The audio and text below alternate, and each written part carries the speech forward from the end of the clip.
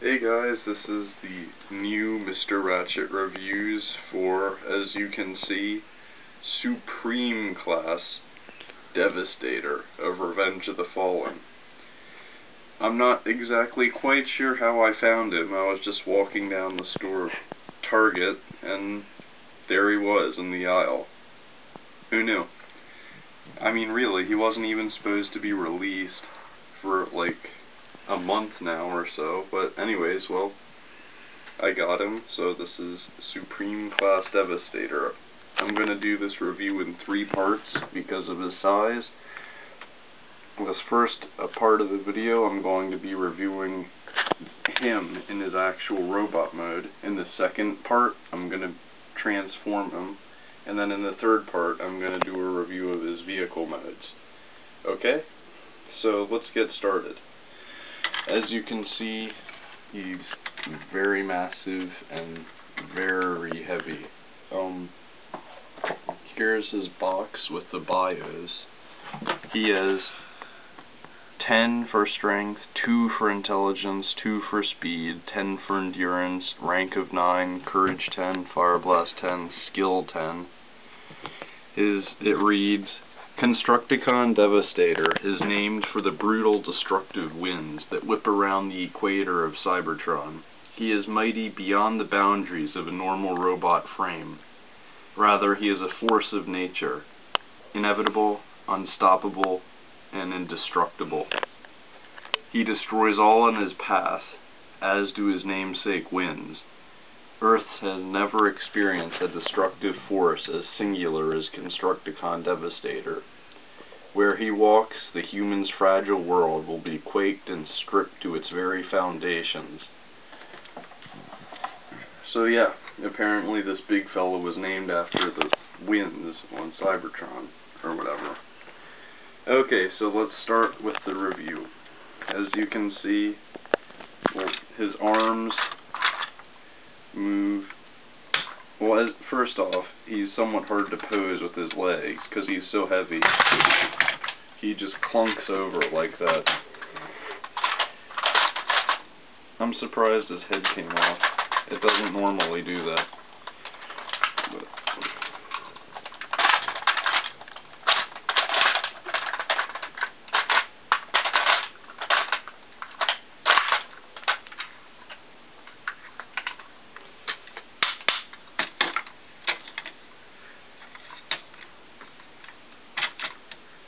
and so yeah, his arms move with these ratcheting joints like this. They can move like that as well. The fingers can move like this, kind of. They can't really close fully. That's about as good as you can go with closing. The other arm works kind of the same way. The only problem with this arm, though, is this crane tower kind of gets in the way a lot when you try to move the hands or extend the arm like that. They should have put the crane on the outside of the arm so this wouldn't happen. Oh yeah, one thing. One of the previous reviews of Devastator said it's impossible to pose his legs any other way. I discovered that's not true. So here's how you can extend his legs fully without him tipping it over. He's really heavy. At least 5 or 10 pounds. Well, anyways, you just take the leg, bring it out like that, and then close that.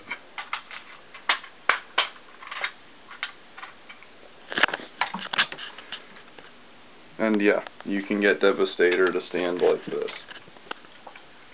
He looks fairly straight-legged in this way, though. And you have to get him to balance, but it does work. And the other review was wrong. You can get Devastator to stand. Pose him in a different leg position. It's not exactly movie accurate, but it does make him a little bit taller. And considering his whacked out proportions with his legs to the rest of his body, you know, it makes it slightly more believable. But yeah, personally, I think it's a little more movie accurate to have him in the crouched position, so I keep him like that whenever I can.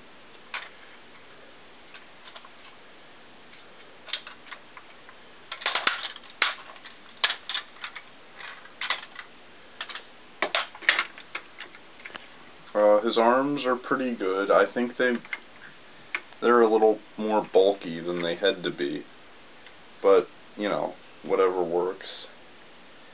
Personally, my favorite feature of the head, or my favorite feature of this figure, all in all, is the head. As you can see, it's made of Mixmaster.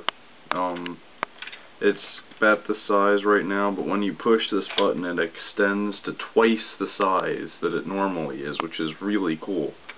Watch this, to see how much bigger that got, and you can even see the vortex grinder inside his mouth. Oh, by the way, this guy is normally very noisy, like very, very noisy, as in Mixmaster won't shut up.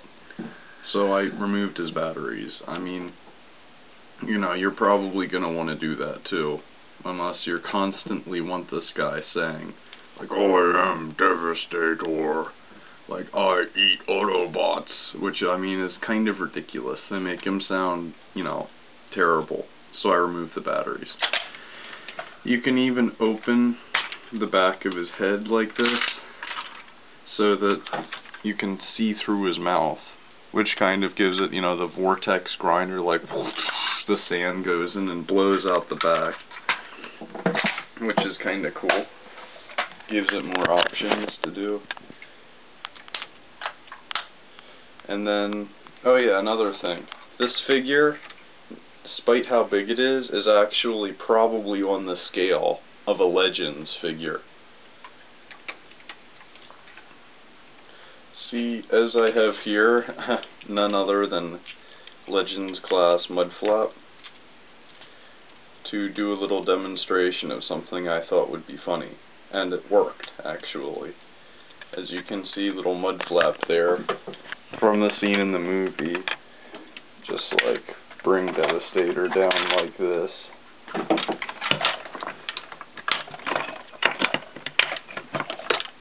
Which, again, as I said, because of his size, makes him awkward to pose, but if you do it right, it is possible to pose him.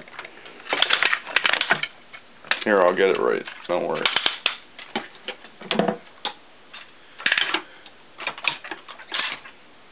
Okay.